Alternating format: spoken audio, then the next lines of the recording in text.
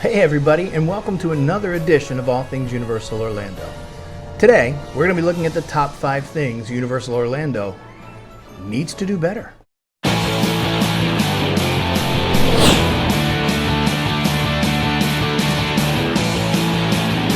So before we begin, I want to remind you to like, subscribe, and hit the bell notification so you can be made aware every time we put out a new video. And remember to check us out on Instagram, and now you can also find us on Facebook for exclusive content. Let's get to it. You know, it goes without saying that everybody could improve on something. I mean, certainly many of you probably think there are things I should do differently on this page, top 5 lists that I should do that I haven't done yet, things that are more important to you that are not so important to me, and vice versa. The point being is we can all improve. Now, that being said, everything that's on my list today is something that, in my opinion, Universal Orlando needs to do better with. Something that they should and probably could improve upon. Also being said, I don't know all the details and the nuances of why they don't or can't improve upon some of these things, and potentially why these are the best options that they have putting forth their best foot. What I mean by that is, I don't know the cost of these things. I have no concept of that, and some of my suggestions might be terribly expensive and not financially viable or even worth doing from Universal's standpoint. So that being said, all I'm giving you are 5 areas where I think Universal Orlando needs to improve upon.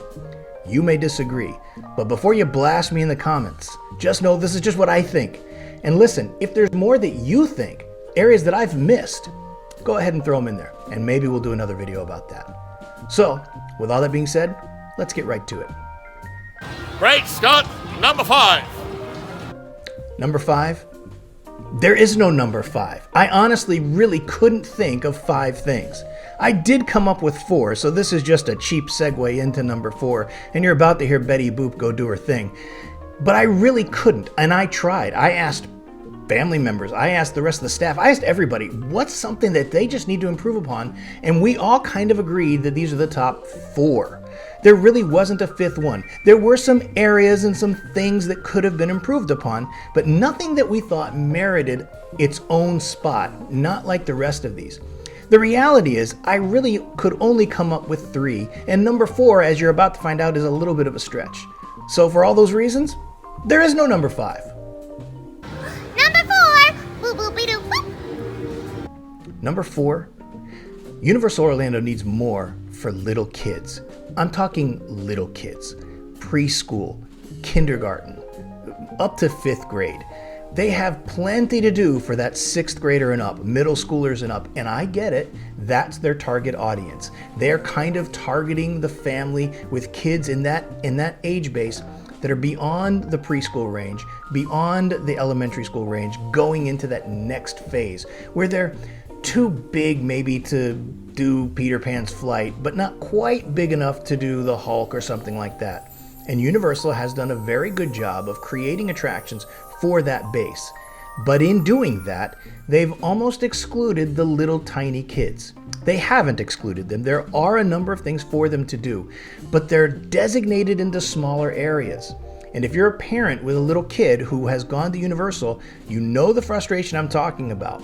You just paid $150 to get your kid into a park and they want to go play in the playground and you're like, really?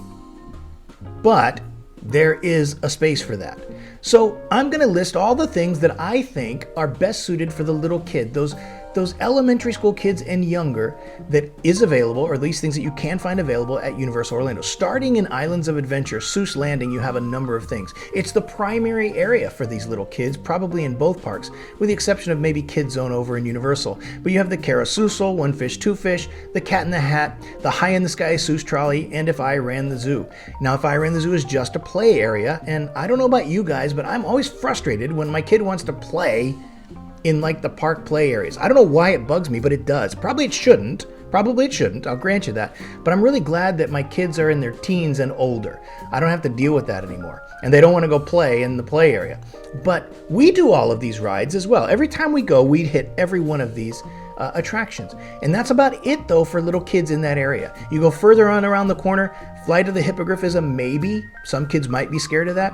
The Hogwarts Express, I think, is something that they can do. They can certainly another play area in Me Ship the Olive. And also, if they don't like that play area, you can go a little further down the road into the Jurassic Park area, and you have Camp Jurassic. And you also have the Jurassic Park Discovery Zone. All of these are kind of play areas, and they're big time-consuming things that little kids like to do.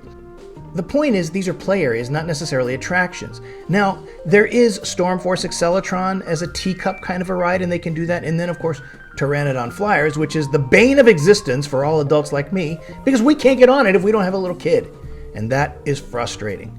Now, you can debate that river adventure and things like that are some things that these little kids can go on, and some of them probably can. But many kids will be frightened of the big drop, and let's be honest, when you're going up to get the T-Rex is coming down on you before you go on the big drop, man, that's scary for a little kid. And so I don't think it qualifies.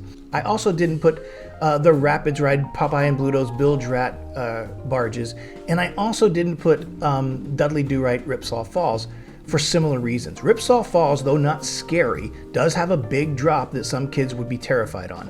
And on the barge ride, you get soaked. Now, I think kids could do that, but some little kids might not react well to that.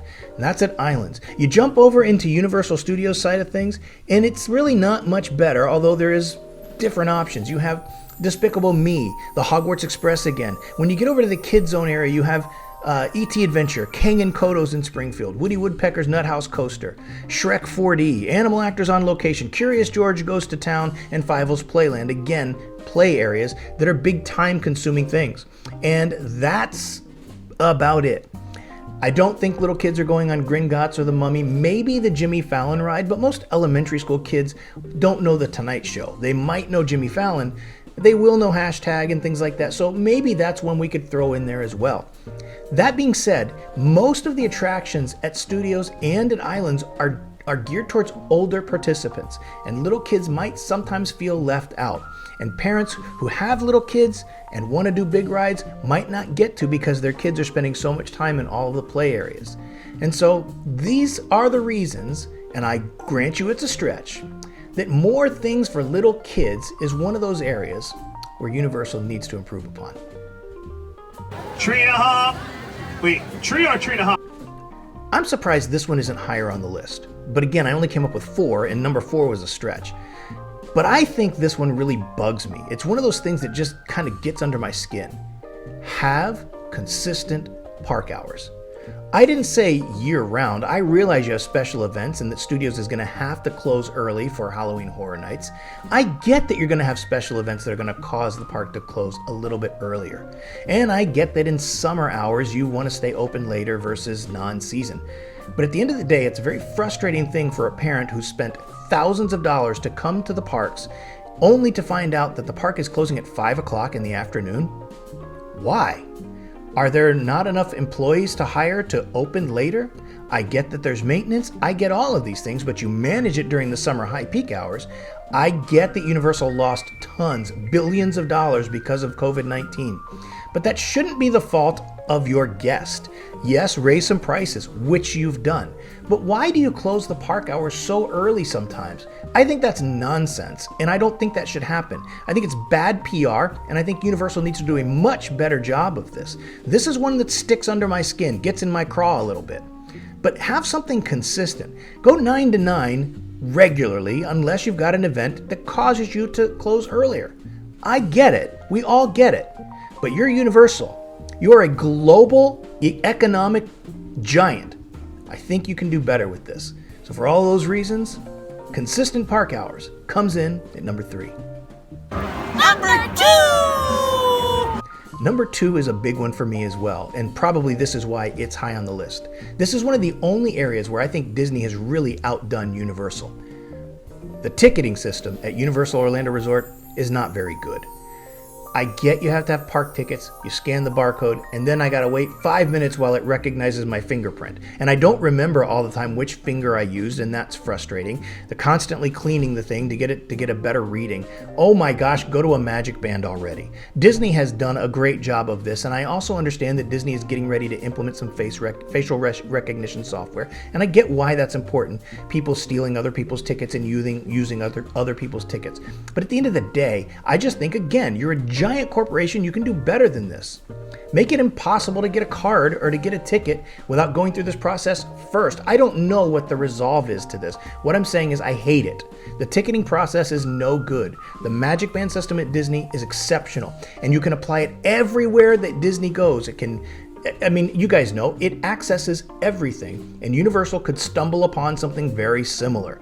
It doesn't have to look like the Magic Band. Make it look like a Fitbit. We would all wear it. We would all like that better than a lanyard. I'll tell you something else. I'm not a fan of lanyards. Sometimes it bothers my neck. It's irritating on a hot, sweaty day. I'd much rather just have something around my wrist. Now, I don't wear a watch because I got a phone that I can tell what time is on, but that's really beside the point. I've got two wrists, and if I did wear a watch, I could put the band on the other one. Do this, Universal. Steal Disney's idea. Now, maybe they can't. Maybe somewhere Disney has some kind of copyright infringement on the band system for park entry. I don't know. I don't care. Come up with something better than the lanyard system and a fingerprint. And now you're extending it even into getting on the rides when I have to do the facial recognition through the Express Pass. Is it not enough that I have my room key? Are you that frustrated and that worried about people getting on Express who aren't really staying in your hotels? Maybe you are, and maybe there's a good financially justifiable reason for it. But when I've paid the money to stay at the resort and want to go through Express, I don't want to have to stop to recognize my face. It's frustrating. So get a Magic Band. Call it whatever you want. Call it a Universal Band. I don't care what you call it, but get it and improve the ticketing system. For all those reasons, changing the ticketing process is the number 2 thing that Universal Orlando needs to improve upon. Now, before we get to the number 1, I don't have an honorable mention, but I am going to count down the top 5 that we've covered so far. Number 5, there is no number 5. I really couldn't think of anything. Number 4 is you need more things for little kids. But really, you kind of almost don't. There's a lot there. It's just not really done well, in my opinion. Number 3, you have to do a better job operating your park between consistent hours. You just need to improve upon that. And number 2, you just heard, do better with ticketing and park entrance. You really need to improve on this. It is the one area where I think that you're really not doing very well. So here it is. Hey, number 1. The number 1 area where I think Universal Orlando needs to improve, City Walk. I love City Walk. Don't get me wrong. I like City Walk as much as I do the parks. I could spend a day easily in City Walk and have a great time. I just like being there. But the obvious thing that we all probably do is compare City Walk to Disney Springs. And there is no comparison. Disney Springs kills it. I get it. Disney Springs is off-site. You have to drive there no matter where you're staying at Disney, and I get it.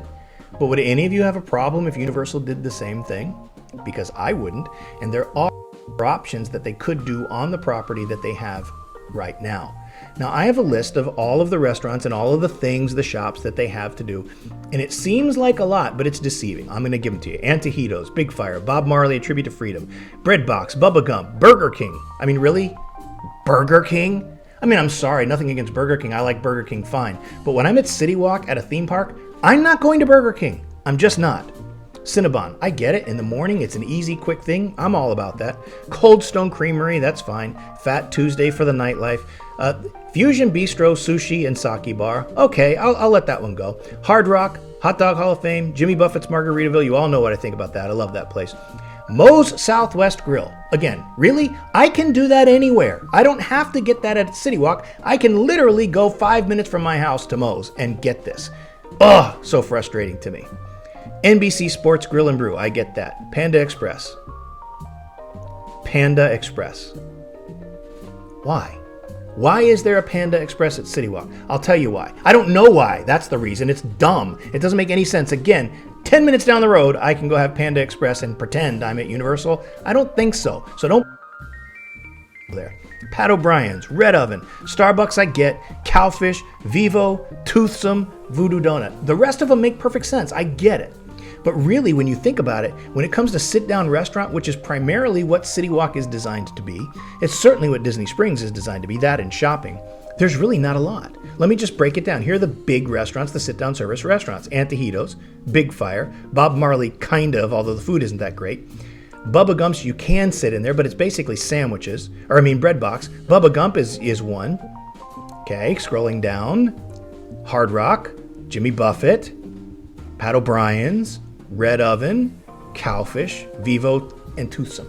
That's really it. I don't have a list of Disney Springs, but I bet it's 5 times that size.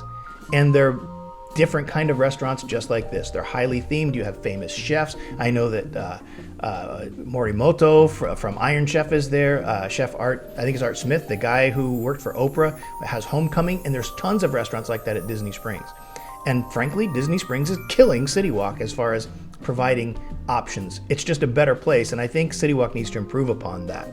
Now, there are some shopping venues, and we understand that they're changing this. You also have a tattoo company, which is odd to me. I don't imagine anybody goes to City Walk to get a tattoo, or maybe you know the artist, and I get it. Maybe it's, hey, we're here on vacation, let's get a tattoo together. Yay, that's fine, whatever. But of course, Quiet Flight Surf Shop, and now you have these 2 new Universal stores that are coming in there, the Legend store and the Universal Studio store that just opened, but that's everywhere. You can find that in any of the parks, so there's nothing really unique about that. And then they have different entertaining venues with Catch a Rising Star, or City Walk's Rising Star, Hollywood Drive-In Golf, one of my favorite things in the world to do. Watch my video I put out last week on the top 5 things you should be doing that you're not doing, and I'll put a card up to that here. Check that out. That's worth doing. Hollywood Drive-In Golf is great, and you should do that. And then there's Universal Cinemark. And I'm like, again, a theater, I kind of get it, but when I'm on vacation, I'm not usually going to movies. And one of the cool things I think they should do, and they have done, put your ride-oriented or your attraction-oriented movies in that cinema year-round, and I think you'll do better than with current movies. I could be wrong, but that's what I would do.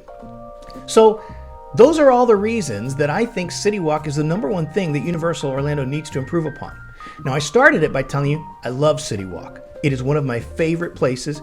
We eat out every night when we're there on vacation or when we're in the area. We always go to one of the sit-down restaurants because we just love the ambiance that City Walk provides. And that's where I think City Walk has outdone Disney Springs. Disney Springs has great ambiance, don't misunderstand me.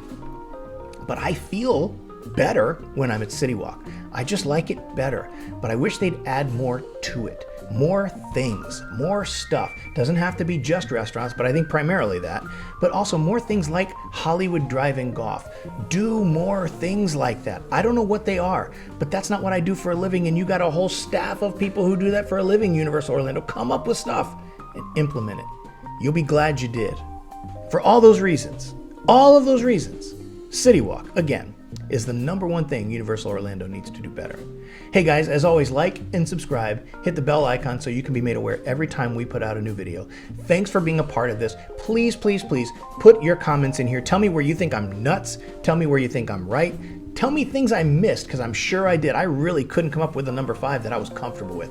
Put them on there, and maybe we'll do another video. Go bless somebody else today, as always. Go do something awesome for somebody else. Do not expect anything in return, and watch the cool, awesome, amazing things that happen in your life. Remember, sharing is caring. Share everything you have with other people. God bless you guys. We'll see you when we see you.